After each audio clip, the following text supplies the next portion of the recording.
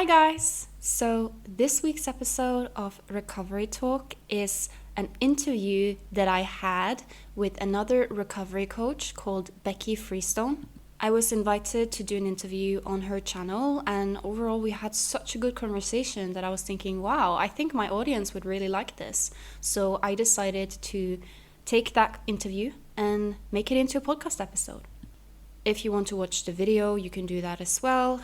Just head over to YouTube and then you just write in Becky Freestone and Amalia Lee and it should come up. In this episode, we are discussing a bit of everything really. We're discussing the fear of developing binge eating disorder. We're discussing the unicorn syndrome and common ideas people in recovery have.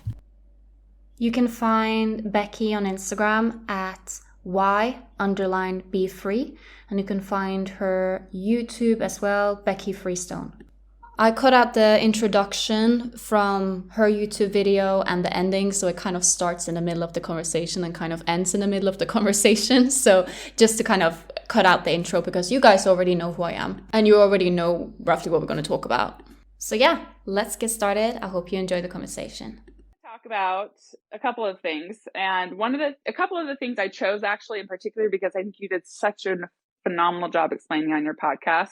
One is the unicorn syndrome, which it sounds like you came up with, because I actually don't know where that originated, but it sounds like maybe you were the start of it. So yeah, that's awesome. And it's funny because I use that a lot. Like, you are not the unicorn, stop, and there we go. It's from you.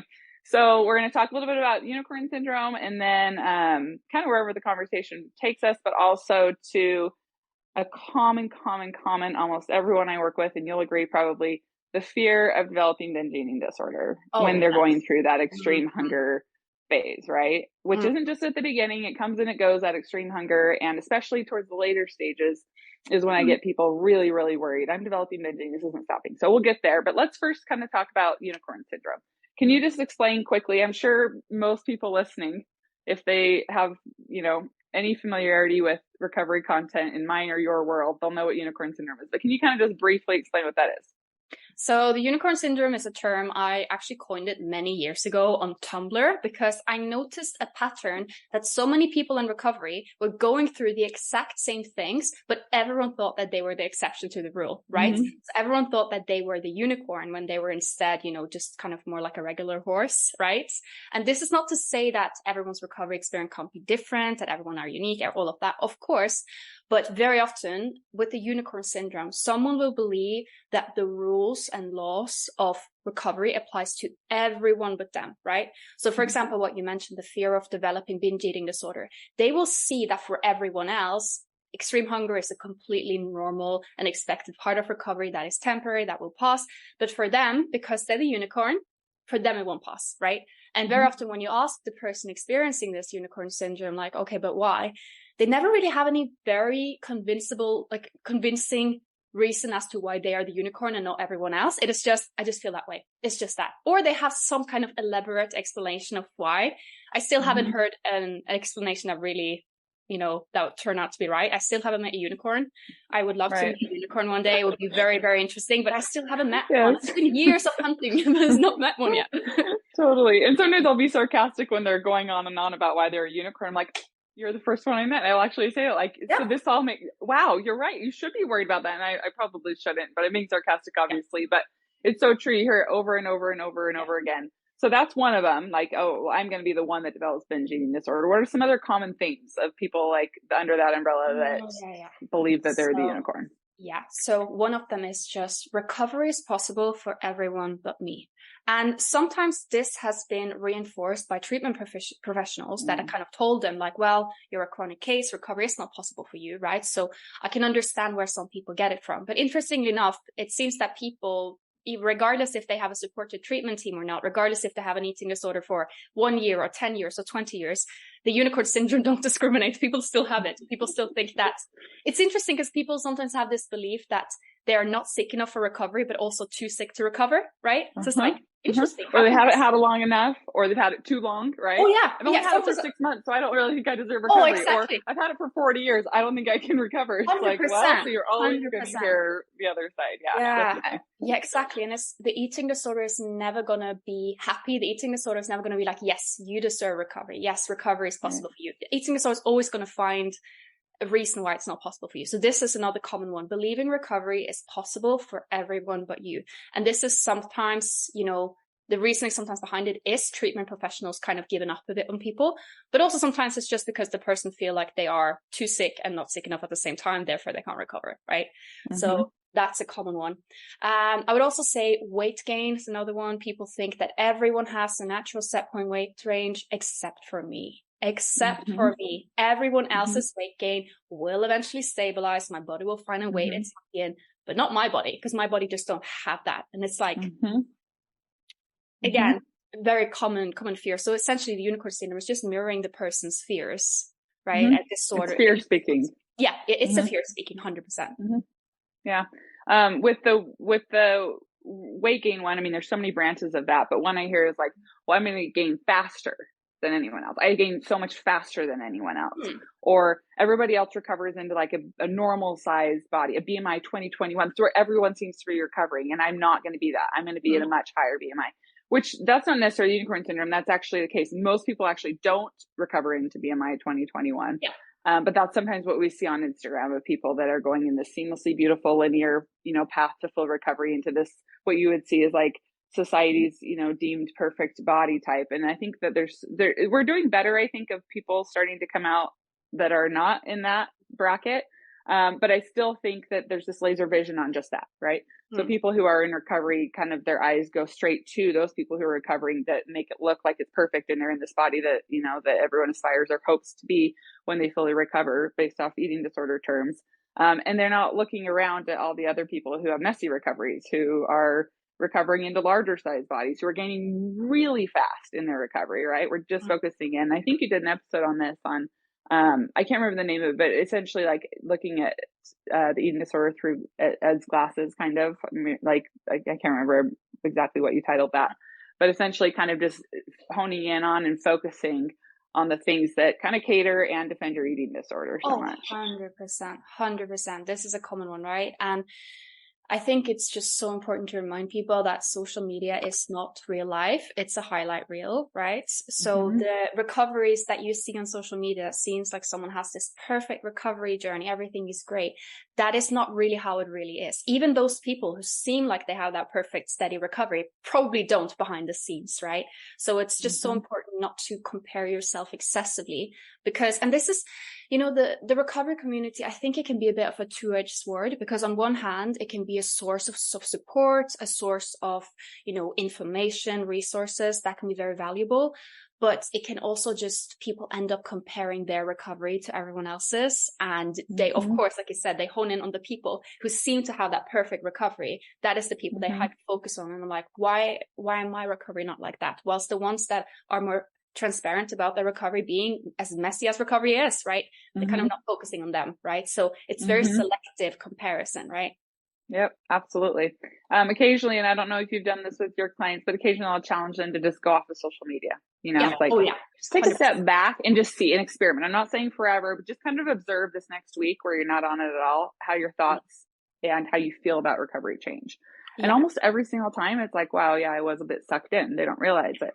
Yeah, I was a bit like comparing, and I thought it was just such a positive environment. I thought people were lifting me up and this and that, but even that can feel pressure for you to feel like you have to maintain and be, you know, this, or, you know, exude this linear, perfect path to recovery. Yeah. And so when they take a step back and theirs can be messy and they can have, you know, really emotional days, or they can just, I don't know, I just feel like there's so much less pressure and so much less comparison when people just step away from social media. And if it's working for you to have an account through recovery, great. But I think more times than not, it's typically they get more distracted in the facade of recovery than actually recovering. Exactly. And I think people often have this idea that, well, the recovery environment should be supportive for me because it is pro recovery. Therefore, I should feel supported. I should feel this and that. And it's like, yeah, but don't think about how you think you should feel. How do you actually feel? Because if you feel like this is supporting you, this is helping you, that's great. But if you feel that it's just another source of a comparison, it's okay to take a step back. And I have been doing the exact same with a lot of my clients where, taking a step away from social media, or something that I often challenge them to do is to kind of, with their social media feed, kind of clean up the social media feed and find things that have nothing to do with recovery and follow a bunch of pages and hashtags related to that. So someone may follow a lot of, architecture pages or pages about tattoos or dogs or cats, right? So that their feed is about everything except recovery and eating disorders. And very often that can help them keep take a step away from the recovery community, right? So it really, I would just encourage people to try and see don't think about how you feel like you should feel. You should feel like this is helpful being in the recovery space. But if you find that it's just comparison, you're just stressing out, it's okay to take a step back.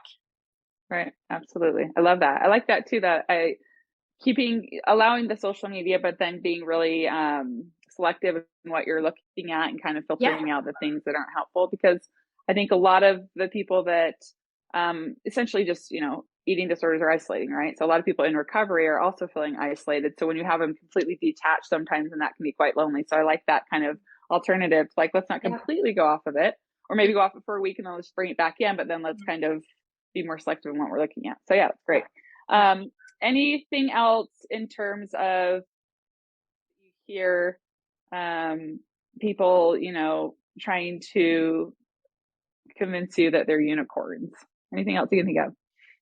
I mean, so much. One thing that the whole episode could be on this, but I just want to debunk. I want to kind of put the fire out of all of these things, just so people listening are like, oh, that's me. Oh, that's me. Oh, that's me. We've heard it all.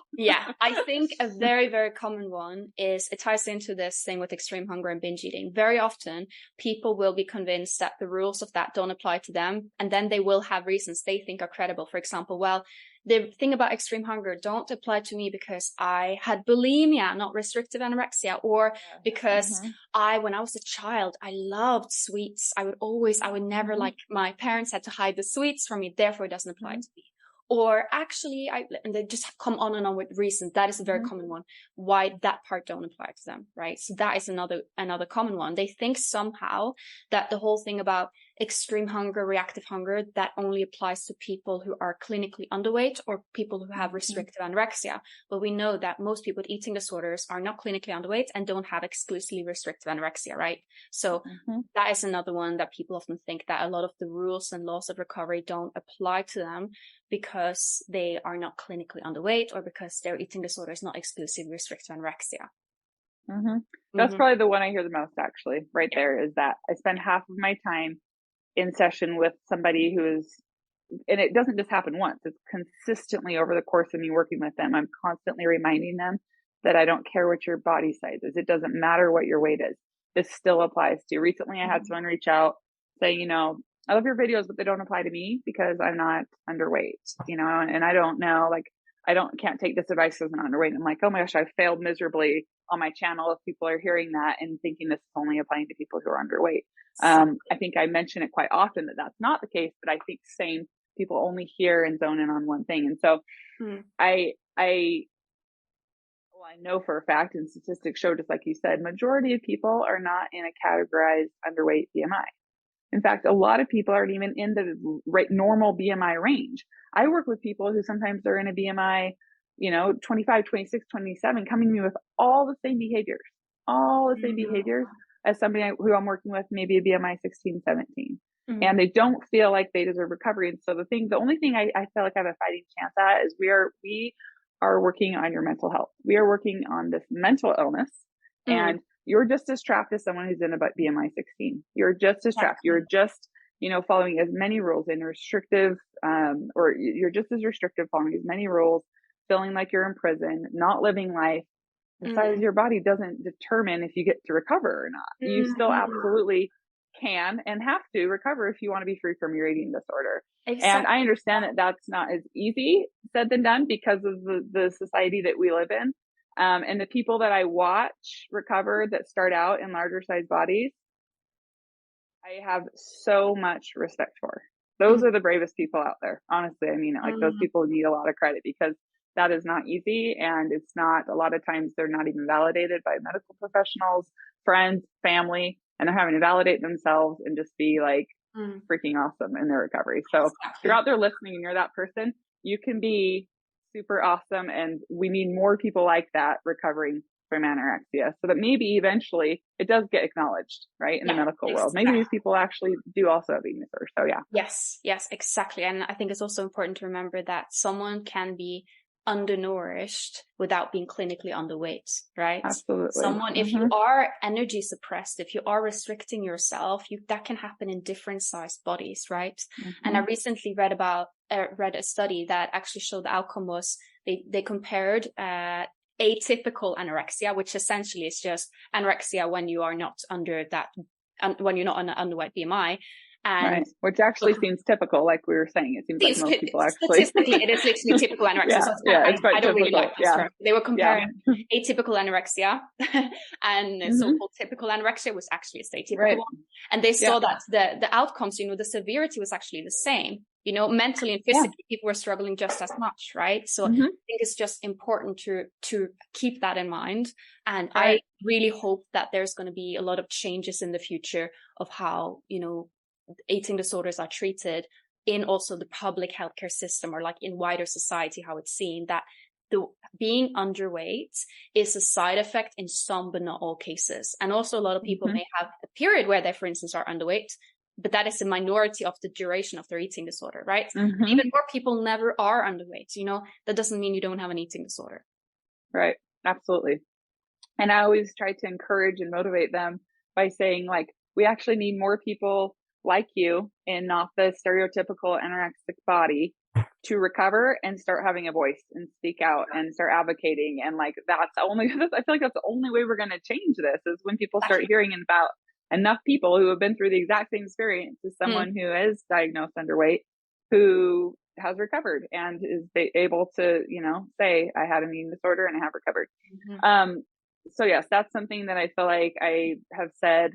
If I just did a little, like, recorded a little blip of saying that and then just played it, I probably played it 1,000 times saying that same thing we just talked about. So if you're ever in doubt, go back to this section of this video and listen to that again. This is applying to you.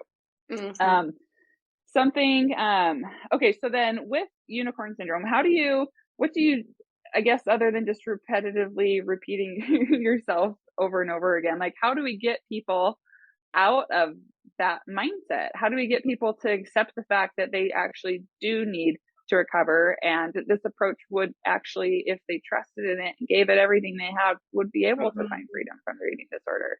Yeah, that's a good question. So what I tend to work when I work on debunking the unicorn syndrome is essentially I want to create new experiences with my clients that go against the unicorn syndrome, right? So for example, someone think that, let's say, their weight gain will continue forever and ever and ever. And then if they have an experience that, hey, my body actually knows how to, stabilize itself in a range that's comfortable in, then that debunks the unicorn syndrome, right? With the unicorn syndrome, I very often will have to start with the smaller things, such as like challenging a fear food, right? That's a common one. People are sure that challenging fear foods, that is something that is effective for everyone but them, right? And that is a typical practical thing we can start with, where, for instance, we challenge that fear food and then they get an experience that they did it and the world didn't end. The sun still rised the next morning. They woke out of bed. They were alive and well. None of the awful worst case scenario ideas they had in their head happened, right? So essentially we're creating evidence for recovery. If you think of it as almost like a court case, you're creating more and more evidence for recovery.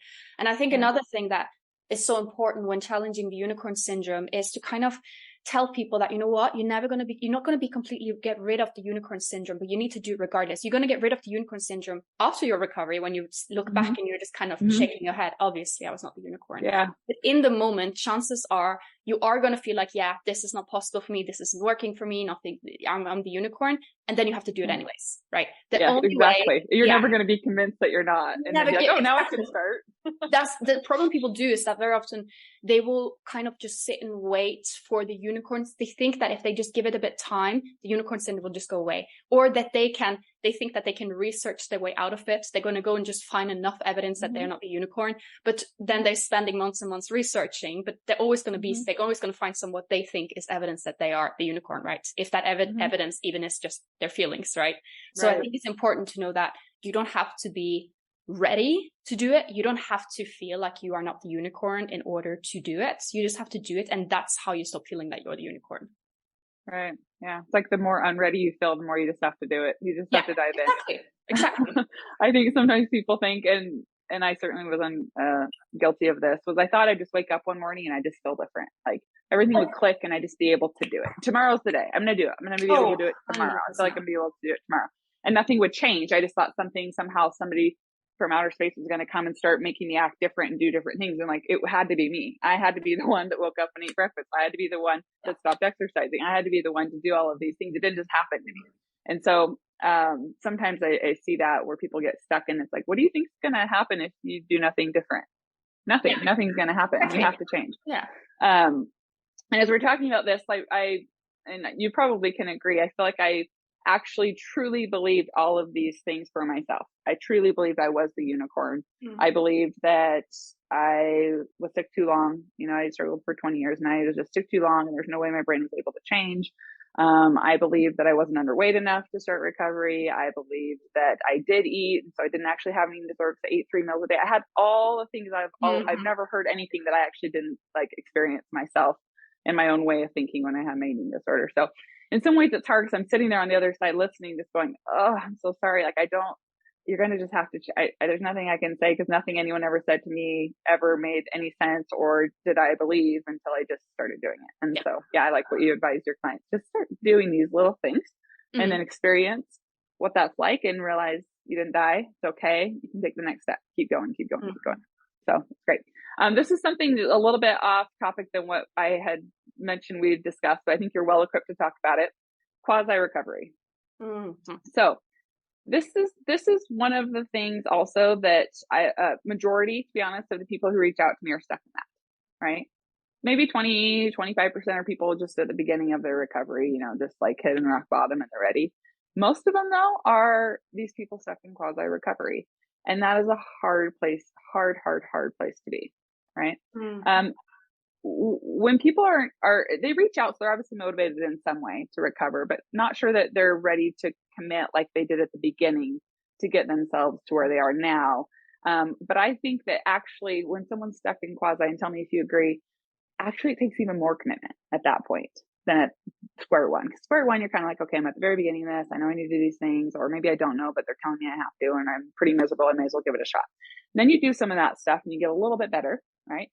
You're functioning better. You're maybe socializing a little bit more. People aren't worried about you. You're kind of fitting in. No one's really saying anything, but you're more mentally tormented than ever because your body's changed. You haven't rewired for your weight gain and you feel so incredibly stuck. You have a laundry list of fear foods still going on. You've got still a weird relationship with movement, but now you can't justify it because you've gained some weight in recovery. What do you tell people when they're stuck there? You know what? This is a very, very common one. And often I see this being reinforced sometimes even by treatment professionals where they're kind of like, oh, well, you are at X weight. So, you know, we can just kind of keep it there, right? But what now you can exercise. Now you can eat less. Exactly. Right? It's like, oh yeah, you're fine now, right? But I try and remind people that, I mean, you could always, if you are feeling like you're being invalidated by a doctor, you can always just do what your doctor says and just stay there, but you're the one who'll suffer the consequences, right? The person who'll suffer the consequences from you staying in quasi recovery is you. It doesn't matter if your neighbor said you looked great or if your doctor said, oh, well, you're at your goal weight now. If you're under your set point weight range, or even if you're at your set point weight range, but you're still energy suppressed or you still haven't done the rewiring part, that work still has to be done. You can't just sit there and just kind of wait for it to wake up one day and suddenly you are recovered. You need to put in the work, right? And I often, when I just discuss recovery, I tend to talk about, you know, the 3 R's of recovery, which is rewiring, restoration of weight, rest. And the last one, which is also very important, is, did I say rest? Said rest. I think refeeding, right? Rest, or rehabilitate. Restoration. Do you see rehabilitate and refeeding the same thing? Yeah. So refeeding as well, right? So you have to have all of these things. You need to rewire, you need to refeed, you need to rest, and you need to restore to your set point weight range, right? And you can't just leave one of these out and expect, you know, the full recovery, right? So a lot of people, for instance, they're doing everything but, for instance, the rewiring, right? So they might be weight restored, they might have rested, but they still have a bunch of fears, right? You still need to tackle that part. And the only way to do that is through action, right? Yeah, definitely. I think one of and all of those, like if you have 3 and not 1, it's so hard because you have 3, right? It's like 3 out of the 4 equation is good, like better, right? For various reasons, whether it's because now you've refed and your physical health isn't as compromised as it was when you started, or you've rewired some, so now you're eating a little bit more and you have a little more freedom in what you eat, but you're still compulsively exercising, or you rested good, your body's got some good rest, but now you're still freaked out of all the food. So it's like, it has to be all of it. Has to be all of it. You can't miss one piece and expect freedom. It's just not going to happen. Exactly. So each one is equally as important as the other one. Exactly. You have to do them all, right? And very often people enter recovery, they have a bit of an unrealistic view. They think, well, I'll just do all the rewiring and all of that, but I'm not going to restore weight, right? They think that they can kind of get out of it by skipping a part. But then you are still I'm going to outsmart the system. I'm going to outsmart the system, right? Yeah. But then you're still doing the recovery on the eating disorders part, because who is it that wants you to skip one of the steps? It's the eating disorder, right? And you can't expect full recovery, because recovery is literally can be defined as the absence of the eating disorder, whilst the eating disorder was what had was controlling your recovery essentially, right? So I want to kind of just remind people, you want to cover everything. And if you are someone who's covered some, but not all, it is not necessarily, oh, it's too late for me now, I just have to stay this way. No, you can still, pursue full recovery. I actually just recorded an episode on this, on what to do if you have been restrictive in your own recovery. Maybe you quote unquote weight restored on a lower intake, right? And how people often think, well, it's over for me now. Now I can't do it but the truth is that you still can do it, right? You still can do it. Absolutely. You have to do it. You come so far. You have to finish. Exactly. You got to finish. Exactly. Trust me, it's so worth it. Yeah. Exactly. I feel like to stay in quasi recovery, you've got to be a master at justifying your behaviors and or in denial. The only way you can actually stay in quasi for an extended period of time, I feel like, are those two things. You got to be able to justify your behaviors, and you're in some form of denial. Because to face the things that are still usually those sneaky things, right? The little kind of, not the obvious, like, no doubt you're not going to the gym anymore. Okay. Obvious, blatant eating disorder behavior if you're in recovery from a restrictive eating disorder. But the walking, right? Maybe that's kind of snuck back in. Or maybe like you're kind of pushing back meals. Well, you're still eating 3 meals a day, right? But you're kind of just starting to push them back a little bit.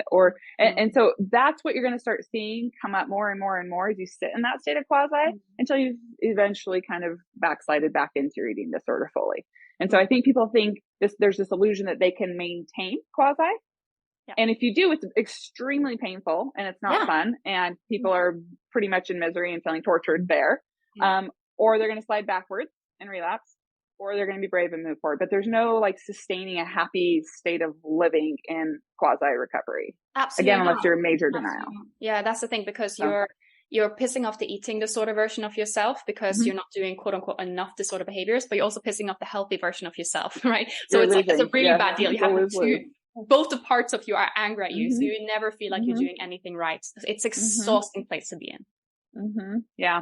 And people will ask, like, how do you know when you're fully recovered, kind of going off of this topic? And I was telling, like, if you're having to talk yourself into being recovered, or you're trying to convince yourself that you are, you're probably not, right? Exactly. There's a really confident feeling that comes over you. At least that's how I experienced it, where it was like, I just killed eating. I mean, I feel like I could look back and be like, I just literally crushed that. Like, it's gone. Yeah, I moved past that. And if you can't feel that and you're still kind of, it's lingering, you're having some good days, some bad days, there's still more work to do.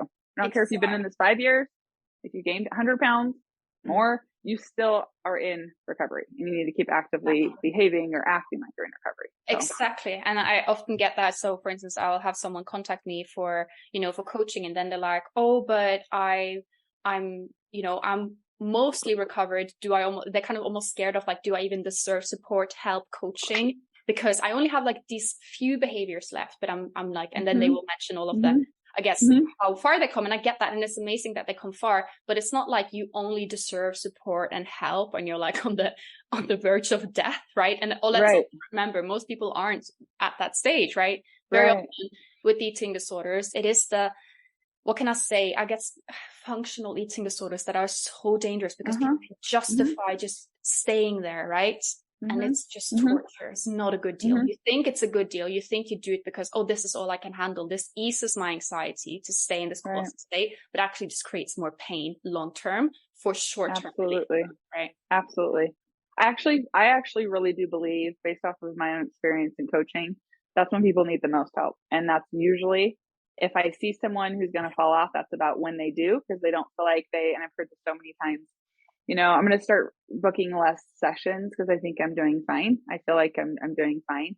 And I, as a coach, kind of instinctively I feel like they're not quite ready for that. Like, not that I want them to be with me forever, but I'm just like, I feel like they're jumping the gun a little bit, and they feel like they need to not have a coach anymore because they've been in this 6 months and they should be able to do this on their own.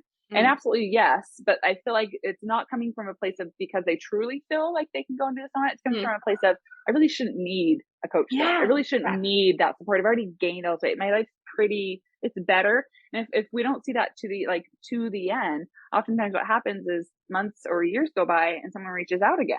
And it's like, I debated, or they're emailing, I don't know, here's where I'm at. I don't really feel like I deserve a coach, just like you said. And it's like, oh my gosh, that's like 10% is where you need whether it's a coach, a friend, a family member, whatever, you need so much support to get you to the end, because that's where people become complacent. Exactly. That's often the thing. Very often what people find the most challenging in recovery is just letting go of the last bits, right? And, one thing is people will come to a point where they're more independent, they need less support, but very often people can sometimes they think that, oh yeah, I just need less support now. And then actually it is just, I feel like I should need less support now, right? I often tell there's people, a difference. Yeah, there's a difference. I often tell people, when you are so busy living your life that you're almost like, oh, damn it, I have coaching again. Oh, what a waste of my time. That is a very good time. Okay, great. Cut down the session. But if you're like, oh, damn, I've been doing this for months. At that weight, I've been doing this. I feel like I don't need it anymore. That's not necessarily how it works, right? Right. Absolutely. In fact, that's funny. Just last week, a client said, and I've worked with her for a while, and I absolutely adore this woman. And she was like, Becky, no offense, like I love talking to you, but I'm actually, like, she gets up, she lives in Australia, so she has to get up very early to talk to me. It's like 5:36 in the morning. She's like, at the beginning, I was like excited and energized and like had to talk to you, and I was really dependent on that. And now it's like, oh, I hit my alarm and I really don't want to get up to talk to you. And I was like, she's like, thought she was going to offend me. I'm like, that's actually the biggest compliment ever, that you don't want to talk to me anymore. Like, I love that you would rather sleep than talk to me. I'm boring. Once you've gotten to a place where you're doing much better, no one wants to talk to me. Right. And so that's like a true intrinsic, I feel like I'm doing better and I don't need as much support, versus the like jumping the gun and kind of feel like this is going on too long and I really don't I can't justify paying for a coach anymore, or I really just should be, I'm going to see if I can do this on my own now, that type of thing. I usually get a little bit nervous about when people kind of fall off that way. So I kind of want my clients to get to a point where they're bored of talking with me. I'd rather do other things. I say, you know what, I'm not going to be offended. That is what we want to do. Then I know my job. That is a perfect mental marker. That is a very, very good thing. Yes. Okay, let's shift gears a little bit over to this fear of, when you're going through extreme hunger, this fear of developing binge eating disorder. I don't know if anyone I've ever, worked with has ever not experienced that fear. I'm guessing you probably are in that same boat as well. What do you do? And I appreciate science and logic, and I think you do a brilliant job of explaining that. So maybe can you explain what's going on when someone's going through, be it mental or physical, extreme hunger? I see both as very, very, very important to listen to. Probably even more mental hunger than physical at stages in your recovery, because sometimes our hunger hormones are all over the place, or hunger cues, and that mental hunger is such a reliable source of hunger. But what's going on when somebody is eating and eating and eating, call it a binge, a feast, reactive eating, whatever you want to call it, and these people are freaking out? What do you tell them, kind of logically try to break this down scientifically to help them to settle or calm down a little bit? Probably doesn't like completely take away the fear, but just to some degree to get them to at least keep going. Yeah. I essentially remind people that they are in a very large energy deficit. And right now your body is detecting, oh, there's food coming in, and then detecting, oh, we need more of this, we need more of this. You essentially have starved your body. Your body is kind of just being desperate for food, right? It is such a logical thing when someone is, undernourished. It's very logical that the body will be like, go food searching, making you obsessed about food, making you extremely hungry. It's such a logical response, right? So I just remind people that this is common. I remind people this is shown in studies to be a common, literally how human beings react to starvation, right? And it's interesting because we can see it when it comes to other basic biological needs. If I spend the next 3 days not sleeping, you know very well that by day 3, I'm going to struggle to stay awake. And for the next days after that, I'm going to just be nodding off, and I'm going to have a few days where I'm just sleeping a lot, right? And now think of that is what happens for a few days of not sleeping. And then think of how long have you been restricting for, right? You are basically catching up for a long period of restriction. It's a completely normal need, right? When I'm falling asleep after 3 days of staying awake, that is not me being lazy or greedy or unable to control my sleep or getting addicted to sleep, getting like oversleeping disorder. No, it's a reaction to something. And that's why I like using the term for extreme hunger. I often like using the term reactive hunger because it is in the name. It implies that it is a reaction to something. And interestingly enough, the scientific name for extreme hunger, because it is a scientific thing, is post-starvation hyperphagia, right? Notice the post-starvation. It is a form of increased hunger that occurs after a period of restriction, right? And if your extreme hunger started after a period of restriction, then, it seems that correcting that restriction would be the solution, right? But instead people go and think, well, the solution would be to try some self-control, be mindfulness, exclude certain foods. People look for other solutions where they want to find them, right? Solutions that please the eating disorder. So I remind people that the best way to deal with extreme hunger is by actually eating sufficient, eating, making sure that you are getting enough food throughout the day. And when extreme hunger hits and you have that feast, there's nothing wrong about that. There's nothing wrong about it. It's not something necessarily that you need to like try your best to avoid, right? It's a completely okay feasting and eating more in recovery, right? Right, absolutely. Not only nothing wrong with it, but there'd actually be something wrong if you didn't. Like that, I mean, that's what eating disorder is, right? Ignoring the biological needs feed. There is something wrong. Like if you are preventing that, same thing with like your sleep analogy, which I love, like what person, I mean, seriously, think about this. You haven't slept for 3 days and you have this opportunity to take lots and lots of hours to just rest and sleep. What person's like, I think I'm going to pace this out. I think I'll have an hour extra a day for the next month. And eventually that's, why would you do that? Like, why would you not take advantage of the time that you have to sleep and feel better faster, right? So exactly. I like that analogy because it is really the same thing, but somehow it just, when you've got the eating disorder, it's like, no, it's different. It's different. Actually, it's not. All of those things are things your body needs. And it's absolutely necessary and has to happen that you allow yourself to just indulge and allow yourself to eat as much as your body's asking for, regardless of how much that is. I think sometimes the term extreme hunger gets like, there's this definition that people see as this narrow lens of like, extreme hunger is when you are physically hungry and your body is, everything you eat is burning a hole in your stomach and you're just eating more and more and you're so hungry and you never can get full and you just keep eating and eating. My experience was that for a little bit, very short period of time. Then I got into this extreme mental hunger where actually everything I ate was just sitting right here, not moving. I was stuck, but my brain was just 100 miles an hour at food, and I had to keep responding to that. And so I'll get people that will say, I wish I had extreme hunger. I'm like, just the fact that you just said that tells me you have extreme hunger. You qualified yourself for it, right? No one wishes that if you didn't have it. And so they're like, no, but I'm not that hungry. Like I never feel physically hungry. I'm always full. If I eat just even like a little bit, I get stuffed. And it's like, but are you thinking about food a lot? And if you're thinking about food a lot, you've got that extreme hunger, whether it's mental or physical. So I just want to like, I don't know if you've experienced that in working with your own clients, that they feel like it's not justified if it's not that typical, that kind of, I guess, what would you consider typical, more talked about form of extreme hunger? Yeah, so this is the thing. I often say that extreme hunger is being hungry and not hungry, full and not full, right? Because there are some cases where the extreme hunger feels like a physical, like you feel your stomach just feels like it's constantly empty, constantly rumbling. But that is the more rare presentation, right? Mm-hmm. That is and something acute, that very short-lived usually. Yeah, exactly. That is something that many people experience maybe for a bit of short period of time, but then extreme hunger shifts to having more of a mental thing, right? Where someone may feel physically full, but they are mentally just can't stop thinking about the chocolate cake that's in the fridge, right?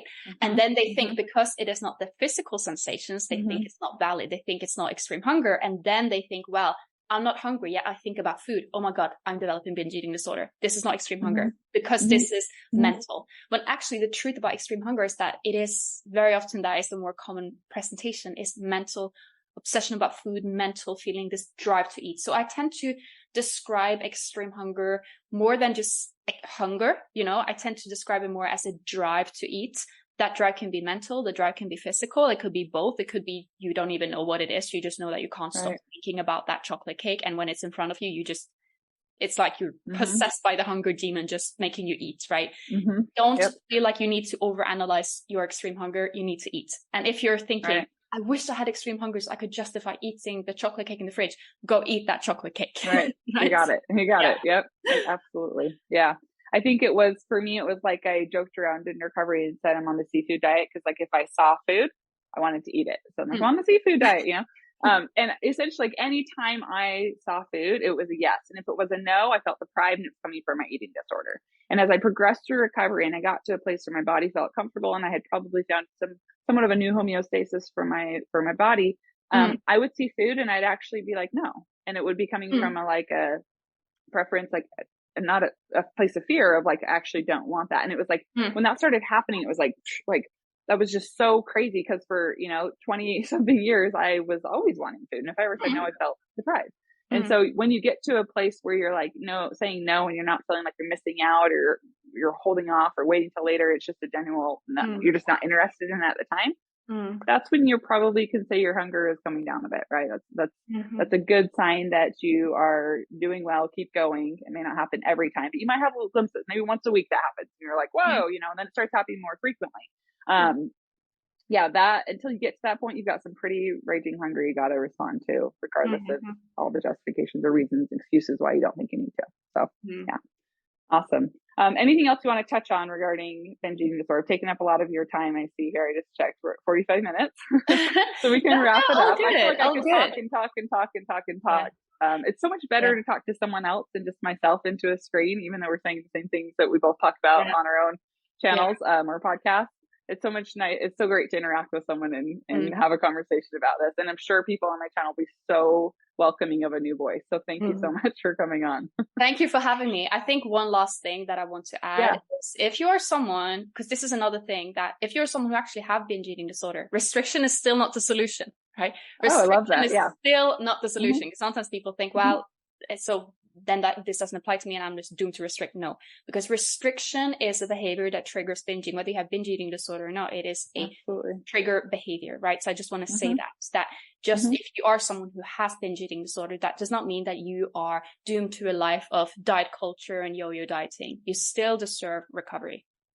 Right. Absolutely. I love that. And typically, if someone is experiencing binge eating disorder, they are feeling ashamed. They feel like there's something wrong. They're mentally restricting probably. And just even that restriction is going to drive your body to want to continue to eat. Exactly. So the more that you can just accept the process of, I will never restrict again, mentally or physically, I will eat whatever my body is asking for. Absolutely. I agree with that. Like, restriction is not the answer to healing binge eating disorder. Exactly. So, 100%. Yeah. Awesome. Okay, guys, that was the conversation between me and Becky Freestone. I hope you enjoyed that and hope you found it helpful. So yeah, definitely check her out. And I look forward to seeing you guys next week.